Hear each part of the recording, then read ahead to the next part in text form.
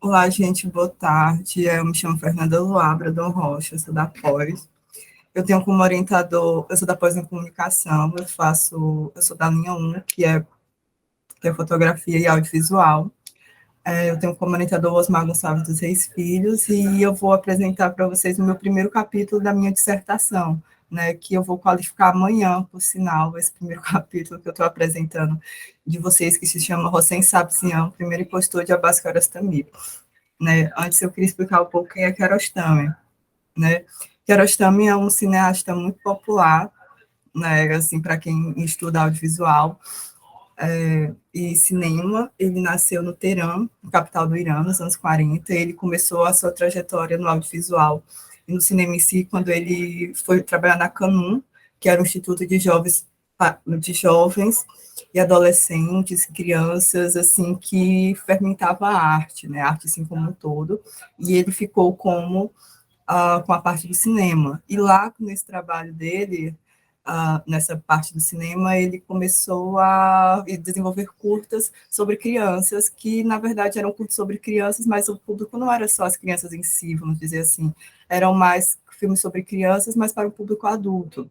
Né? Então, ele vai ter essa fase infanto-juvenil de 1970, né, que é quando ele começa a trabalhar mais ou menos na Canum, né, até 1990, né, e nisso ele vai conseguindo galgar a carreira dele no Irã, até que ele começa a ter projeção e sucesso internacional em 1987, né, que é onde fica a Casa do Meu Amigo, que é considerado um clássico dele, né, e é considerado também um clássico do novo cinema iraniano, porque né, nesse momento, a partir de onde fica a Casa do Meu Amigo, e que ele tem esse desponte internacional, ele abre as portas para outros cineastas iranianos, né, assim por dizer, e acaba nos anos 90 e seguinte tendo um boom desse cinema iraniano, desse novo cinema iraniano, né?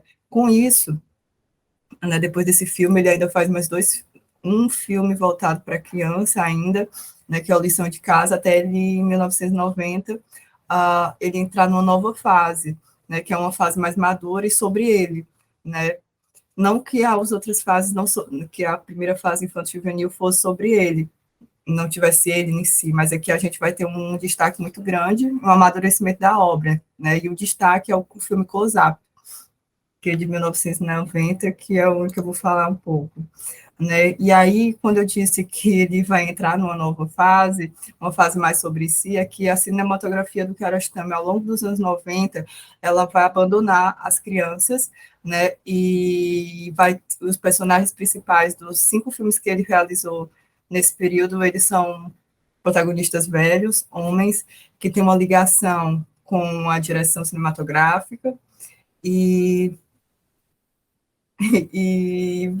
e esses homens eles vão demonstrar conflitos existenciais, né? E aí a gente vai ter aqui o primeiro filme que é o Close Up, né? Onde a vida continua através das oliveiras, o Gosto de Cereja e o último filme da década, né? E o Vento nos Levará. Todos eles têm um protagonista homem velho no papel de direção, né? E que está sofrendo, né?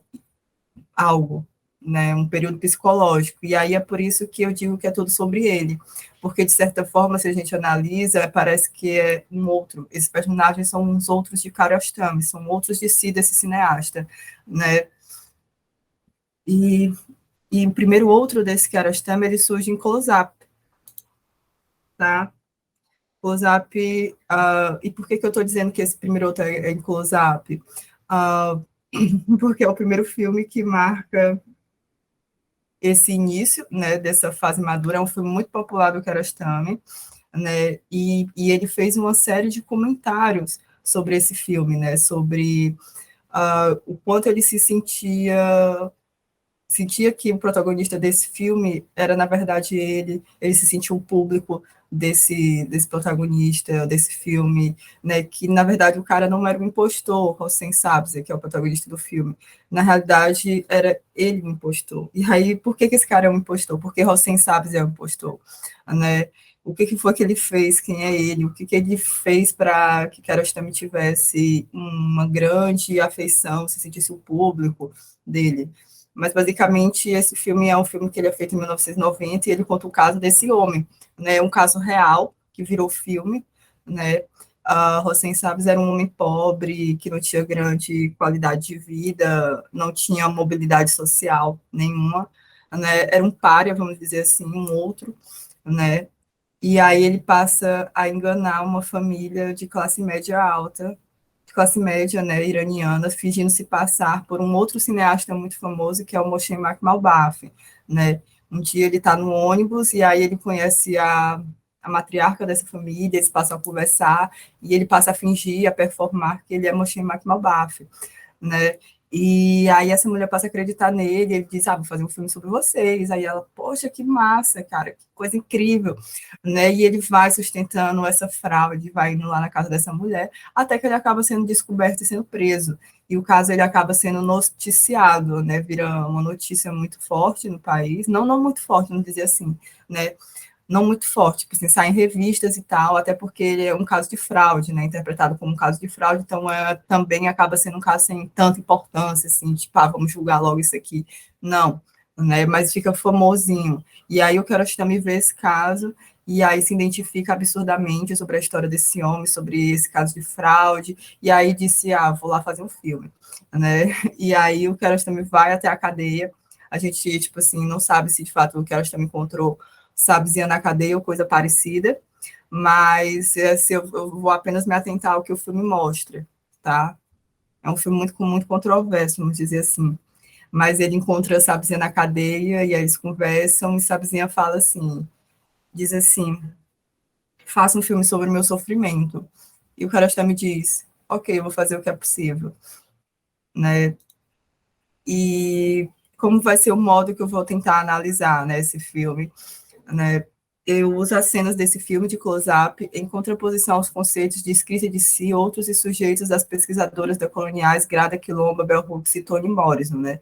Eu uso de falas em entrevistas do Kiarostami sobre esse filme com esses conceitos e acaba que isso dá um pouco de pé na teoria dos cineastas, né? Que é uma teoria que diz e que fala sobre essa questão do método criativo do cineasta ser, ser uma teoria, né, que ele põe nos filmes e tal, só que isso acaba também sendo um pouco complexo de apostar, vamos dizer assim, porque o filme, ele, tipo assim, o cineasta, ele tem ele almeja um filme, o filme, ele expõe, ele tem uma vida em si, e aí quem assiste esse filme vai ter uma outra interpretação daquilo, né? Então, para os próximos filmes, não aqui para esse seguinte, né? Não para esse em si, eu preciso fazer uma análise comparativa, né? Porque essa temática do impostor que eu venho 2 minutos, aqui, Fernanda.